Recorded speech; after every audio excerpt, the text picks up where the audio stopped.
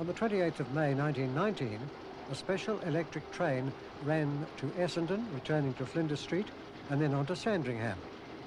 Limited public services began the following day, with existing suburban routes being gradually electrified.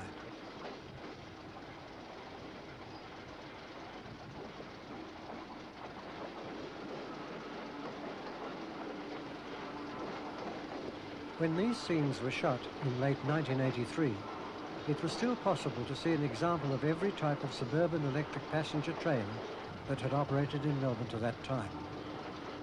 Within the space of a few years, only the Hitachi and Commentator trains would remain in service. The familiar sight of the red wooden trains with either swing or sliding doors, as well as the more modern Harris Blue trains, would vanish forever from servicing the commuters of Melbourne.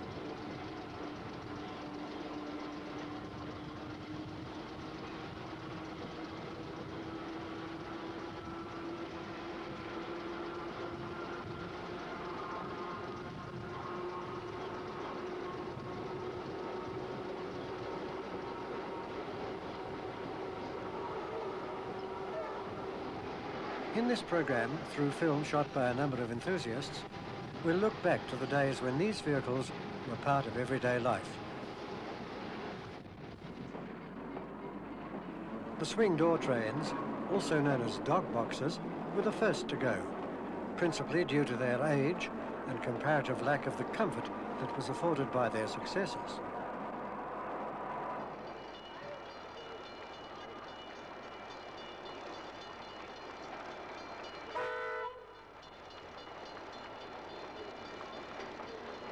The sliding door Tait trains, with their numerous doors for easy access, roamed all over the system and were a familiar sight to all of Melbourne's suburban rail commuters.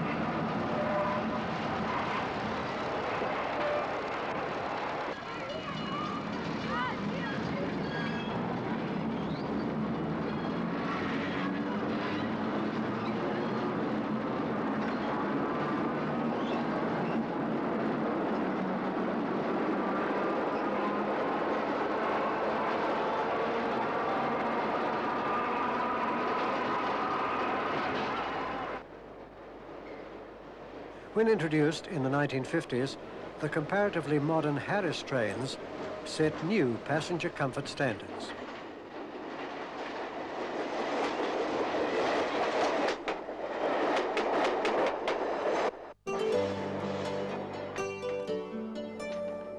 To these vehicles, which served the public well, we pay tribute in this Suburban Salute to the swing door, Tait and Harris Electrics.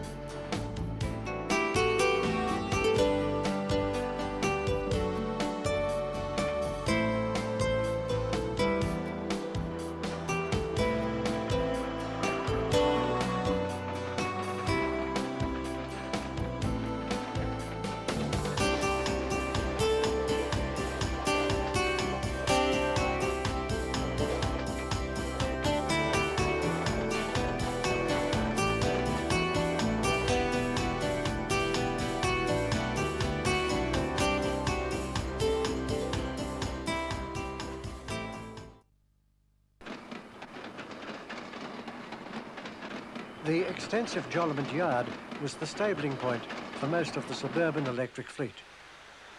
Workshops, carriage washing plant, and train crew facilities were located here.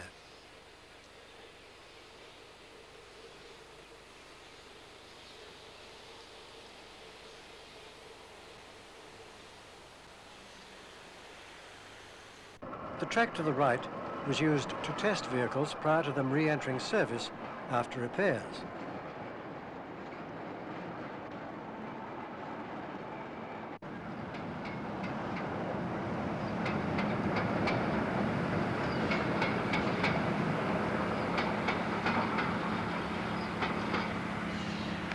The Melbourne Suburban Electrified Network radiates from the centre of the city.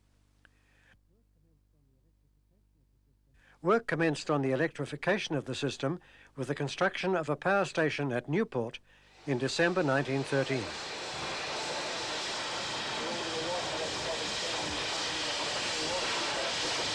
Prior to electrification, various types of steam locomotives were used to haul commuter trains, including the E and D4 class tank locomotives.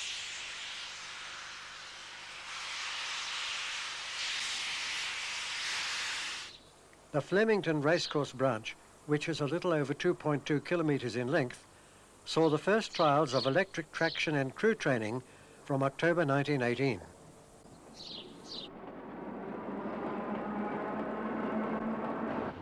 Flinders Street was the main station for suburban passengers and is situated closest to the central business district. It boasts 11 platforms, including Platform 1, which is over 700 metres in length and capable of holding 3 trains simultaneously.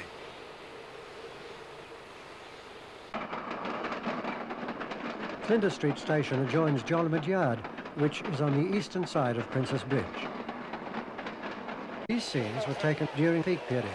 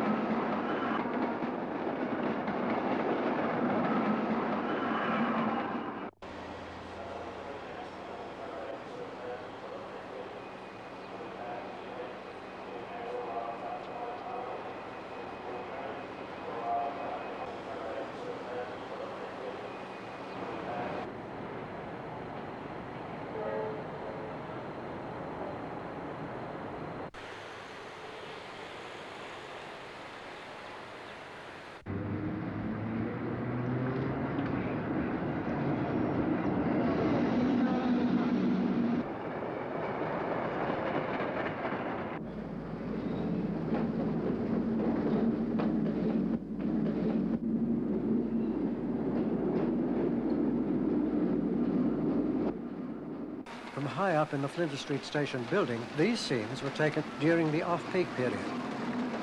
Train lengths varied to suit the demand on a particular line.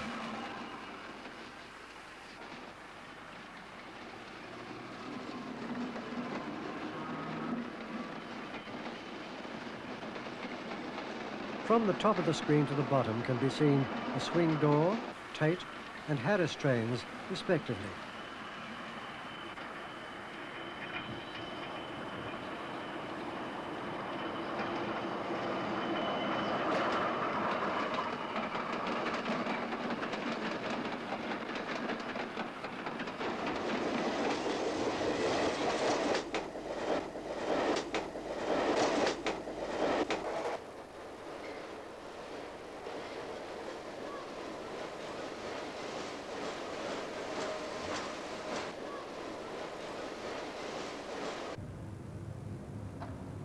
The swing door compartment or dog box trains spent their declining years on short routes or occasional peak services. The term dog box was derived from the fact that there was a series of small, unconnected passenger compartments. Platform 11, used by St Kilda trains, is situated at the river's edge. We follow a series of 6-car swing door trains on the 6.5 kilometre St Kilda service during an evening peak in February 1973.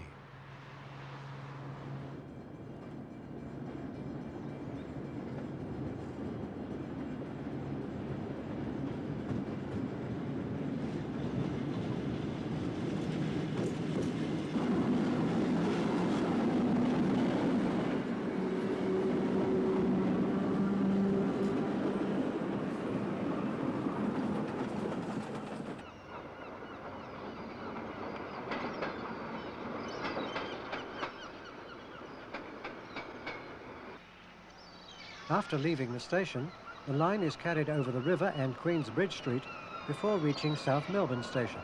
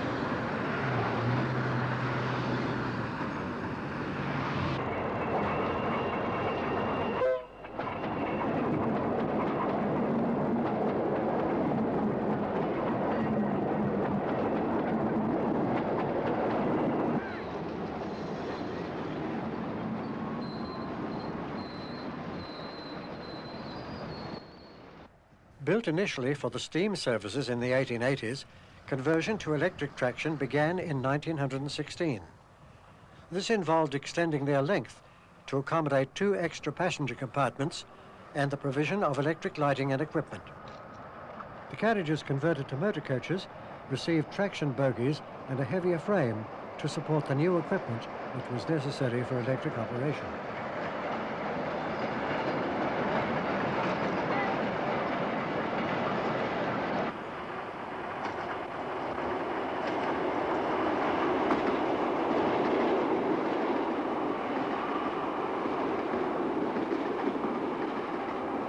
St Kilda Station retains its train shed, sheltering passengers from the elements.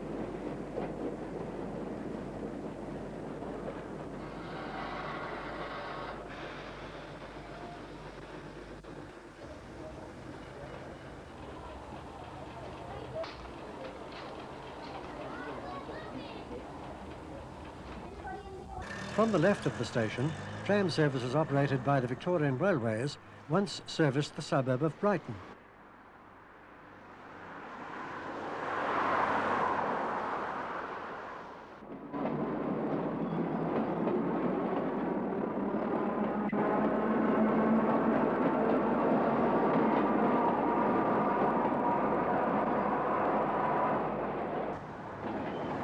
The line parallels busy Canterbury Road for most of the journey.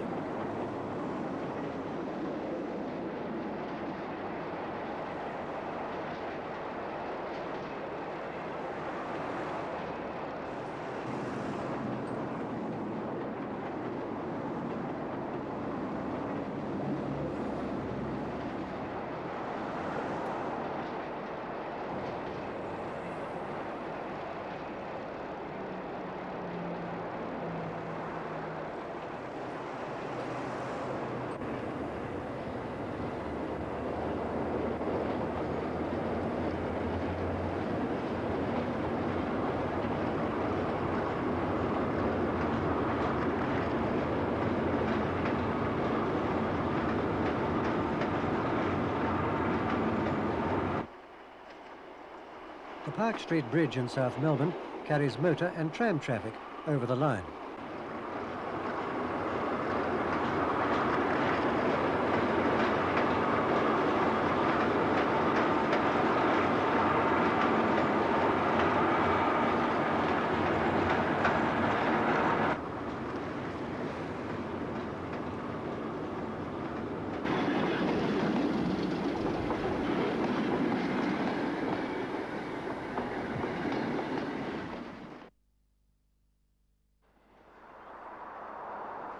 The end was nigh for the swing doors on this route when the training of crews on the operation of the new Hitachi trains began.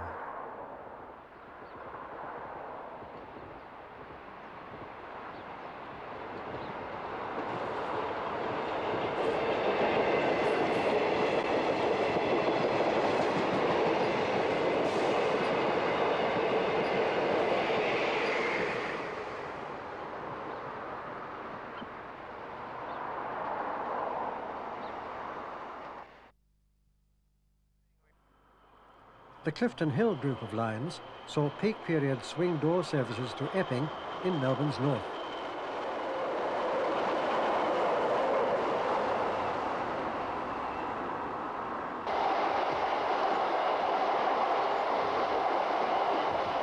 Jolimont Station, situated near the Melbourne Cricket Ground, sees 2 of these trains pass.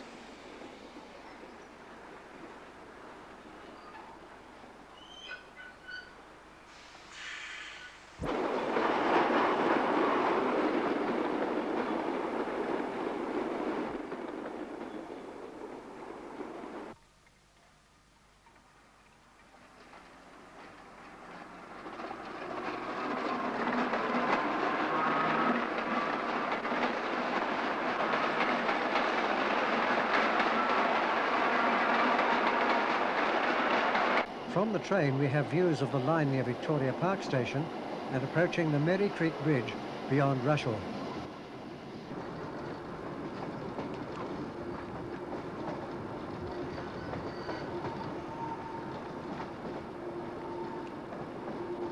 When it became apparent that the swing doors days were numbered, special excursions were organised on a number of longer routes, such as to Hurst Bridge.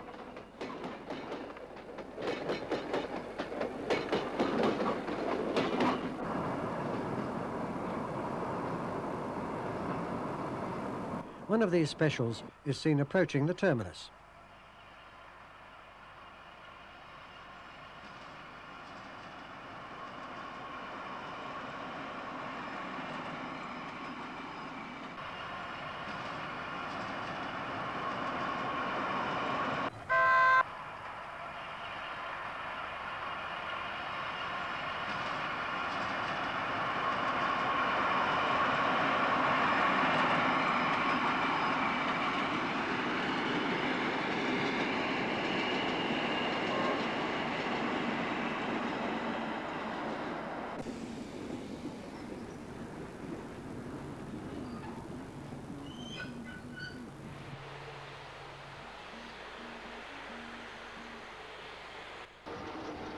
To the southeast of Melbourne is the outer suburb of Dandenong, and beyond, the electrified country line to Traralgon.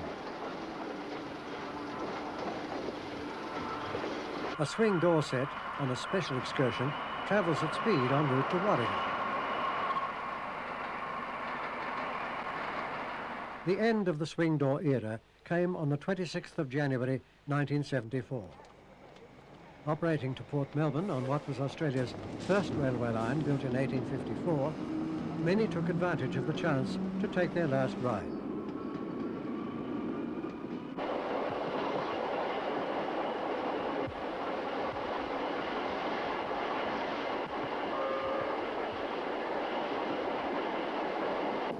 As we approach the terminus, we see the extensive goods yard, which serviced the nearby port.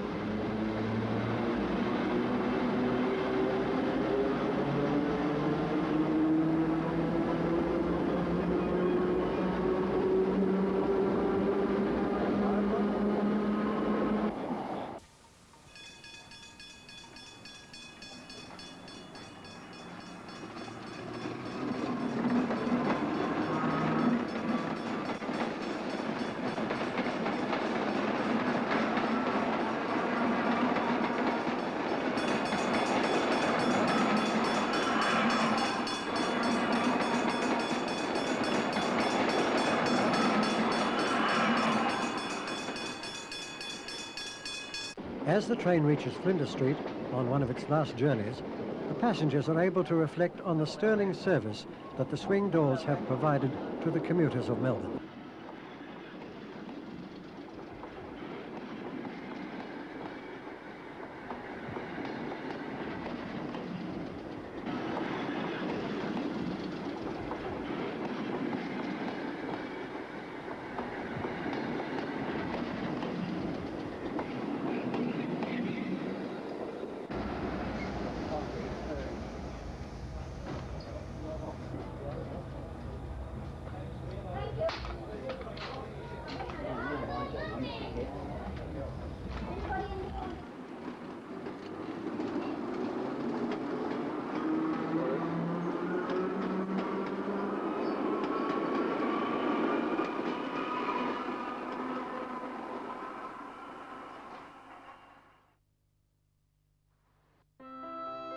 extensive scrapping was underway.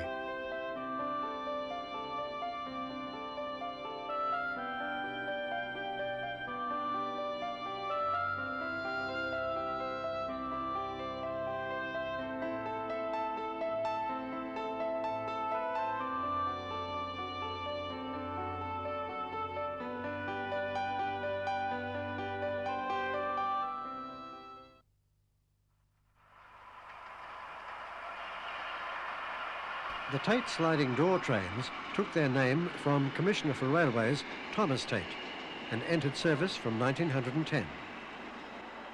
They heralded superior accommodation for the travelling public, particularly in first class with their padded seats and backs.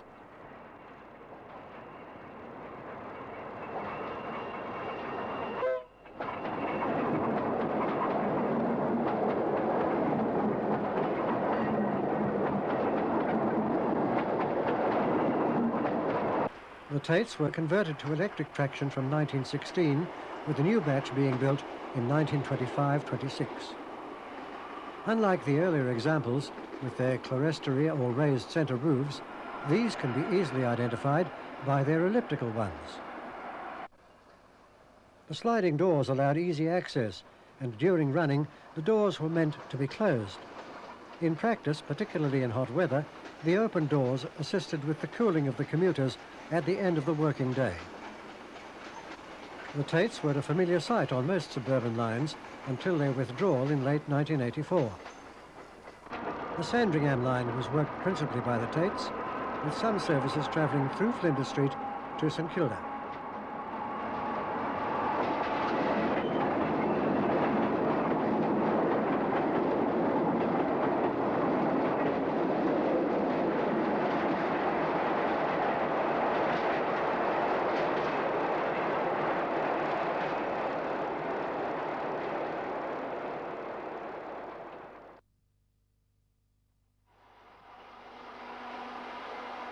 Aboard a Sandringham-bound train, in the middle of the day, the extent of the joliment facilities can be clearly seen.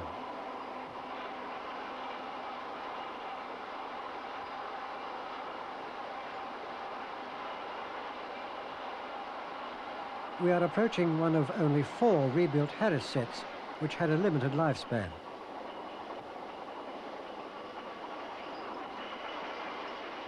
One of the early Commentator sets, with its tangerine stripes, contrasts with the green and gold of the swing door electric motor coach, which is retained as a workshop shunter.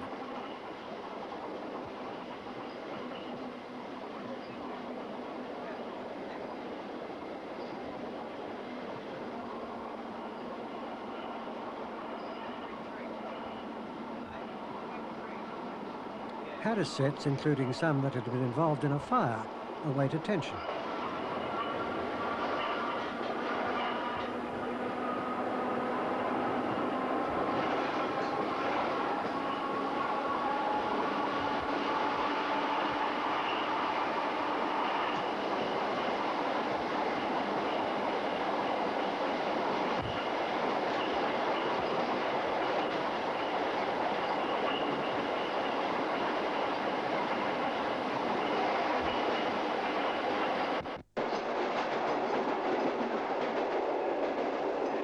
Ripon Lee Station, with its footbridge over the platform, provides an ideal vantage point to view the peak period Taits in action.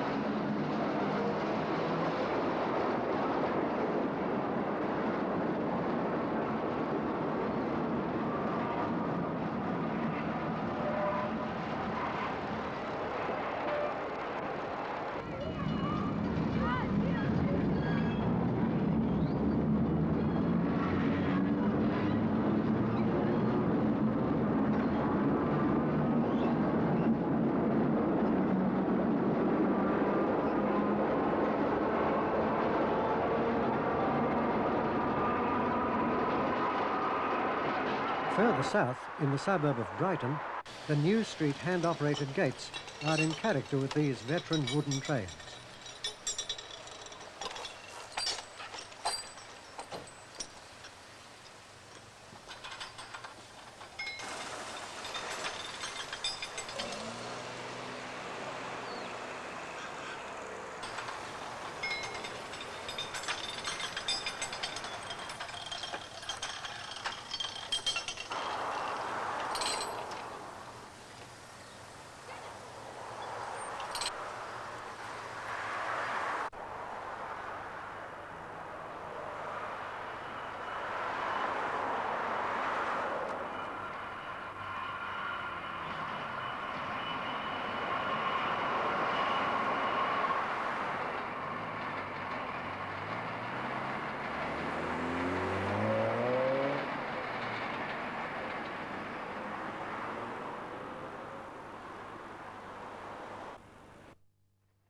We see numerous Taits operating in the vicinity close to the busy Nepean Highway.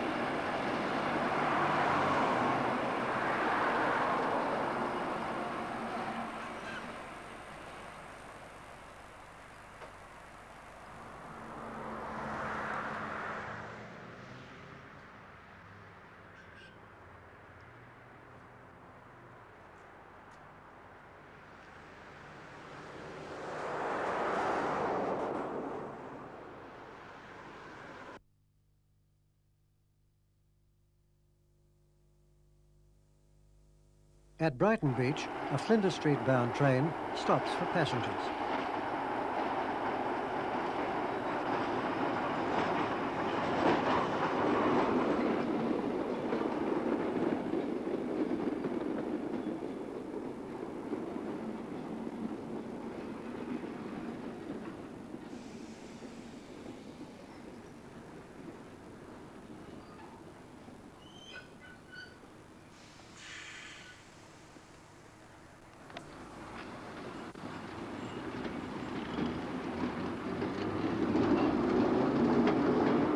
During off-peak times, trains are stabled here.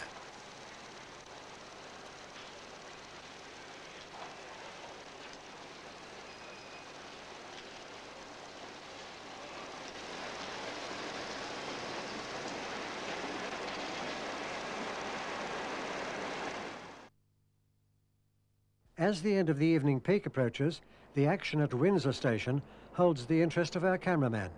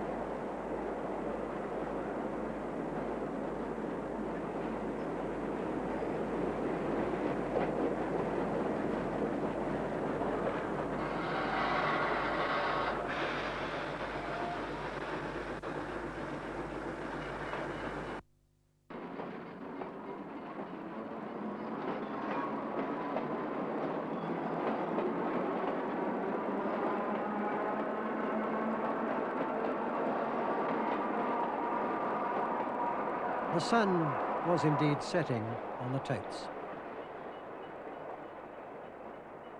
The last sets were withdrawn in November 1984.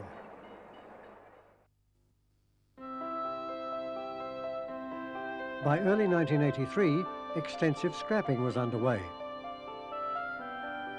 After being removed from their bogies and stripped of fittings, they were smashed to pieces and buried.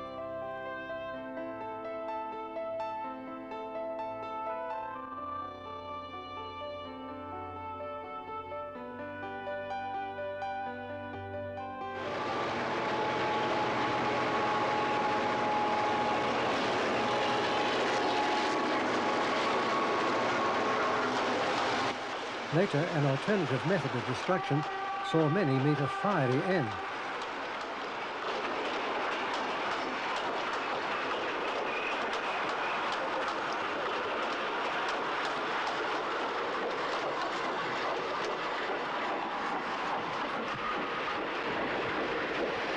After being stripped and then hauled to Allendale on the former Creswick to Daylesford branch, they were set alight and burned until little except for the twisted metal of the bogies and underframe remained.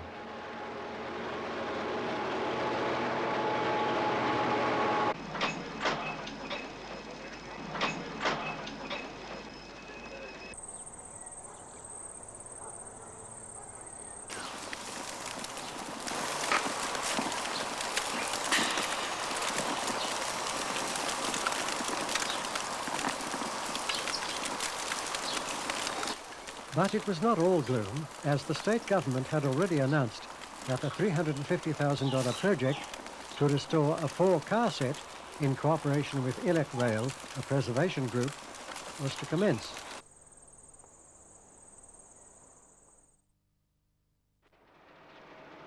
After complete restoration, including repainting in the 1936 rose red moonstone grey livery, they were transferred from Ballarat workshops to the nearby station.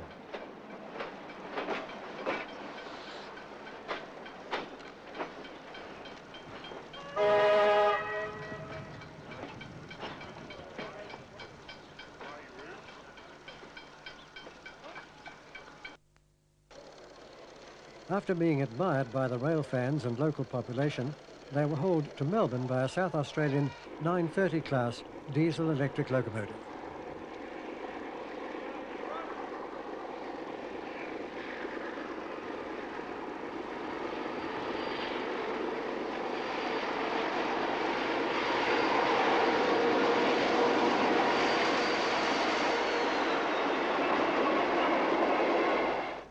The restored set then ran under its own power to Flinders Street Station.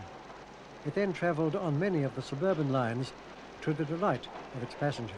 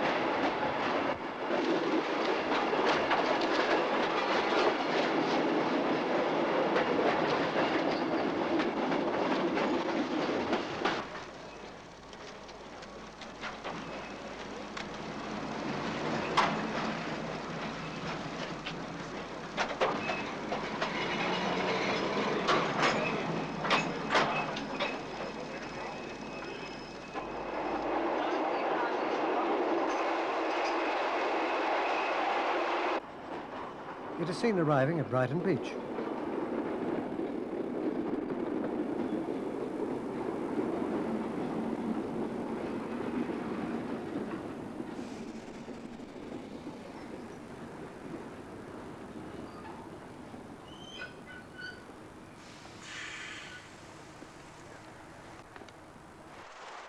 It is used on many excursions, and it is fitting that a bygone era of suburban travel can be experienced by new generations.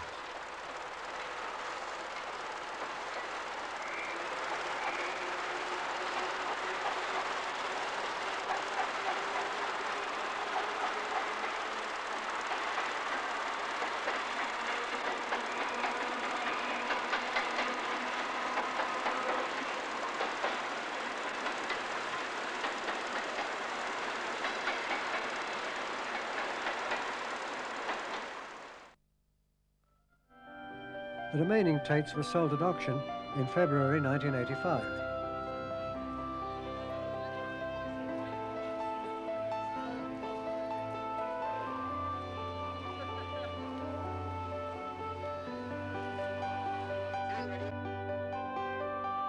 Last buy, $900. The then Minister for Transport, Mr. Tom Roper, hands over a cheque from the proceeds of the auction to the preservation groups. The preserved swing door motor and Tait carriages, restored by the Elect Rail volunteers at Steam Rail's Newport depot, are seen departing Coburg.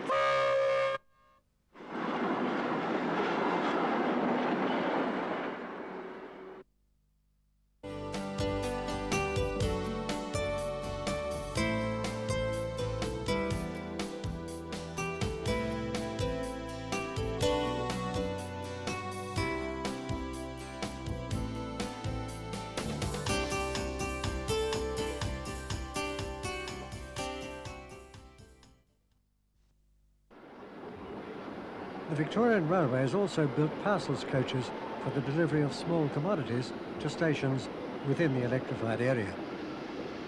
The parcels depot at Spencer Street sees a line-up of these vehicles awaiting their next trip.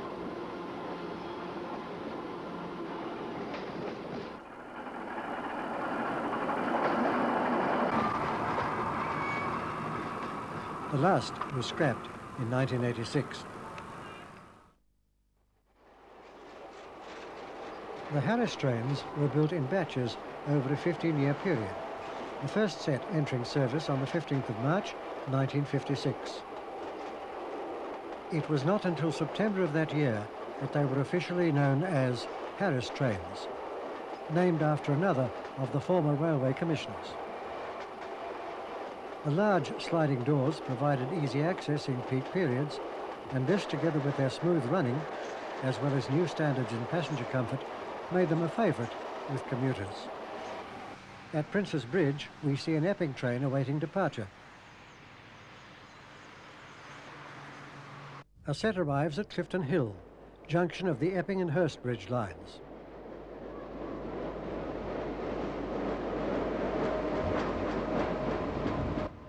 The next station on is Rushall, and after departing there, the train negotiates a sharp curve, which incorporates a bridge over the Merry Creek before reaching Merry Station.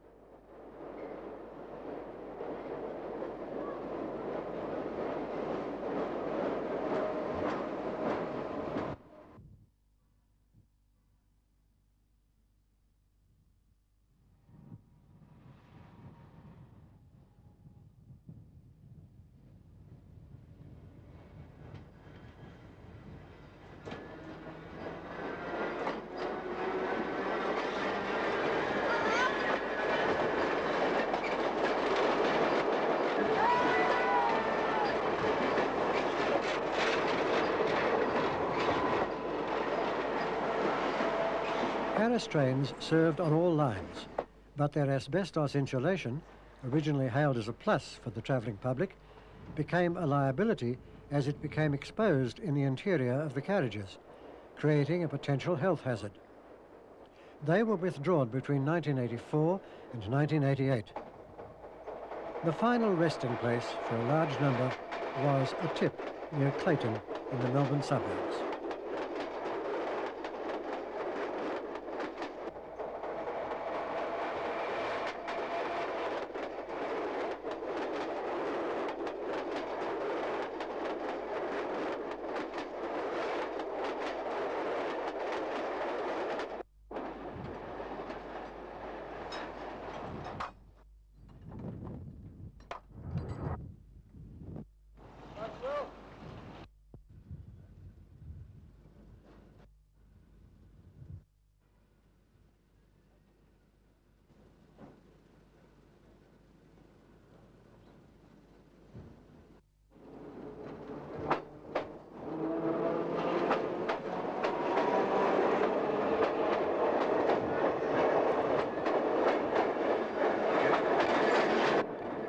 Further down the line, wooden gates, including this hand-operated set, were still in use at the majority of level crossings.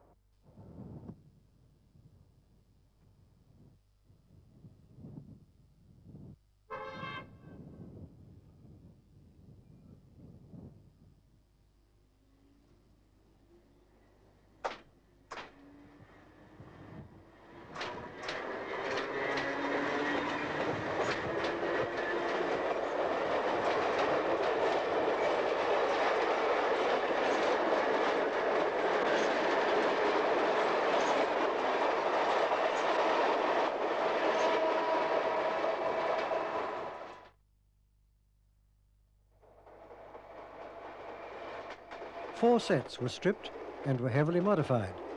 Fitted with cloth seating and air conditioning, they met with only limited success and were withdrawn in 1991. We see an example at Flinders Street, awaiting departure for St Kilda.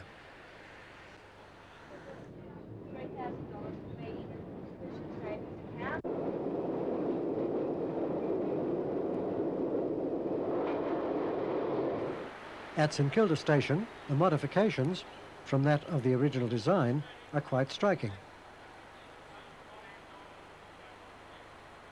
A number, however, survive, rebuilt from 1983 as country into urban carriages and rail motor trailers. They have been refurbished, including the provision of air conditioning, and can be seen on all but the longest country services.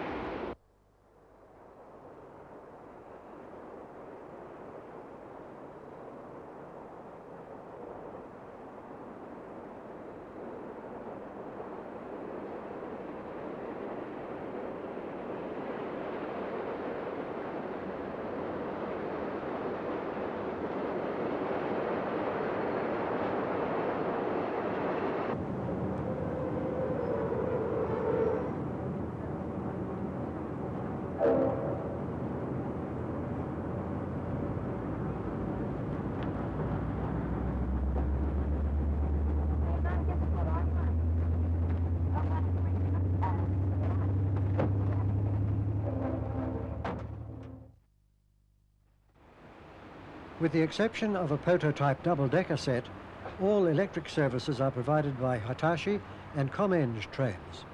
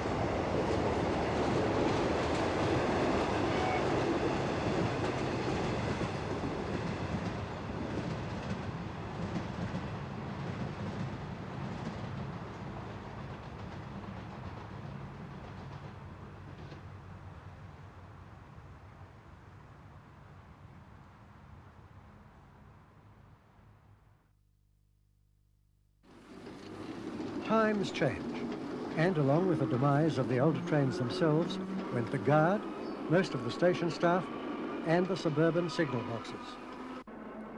The St Kilda and Port Melbourne lines have been converted to light rail.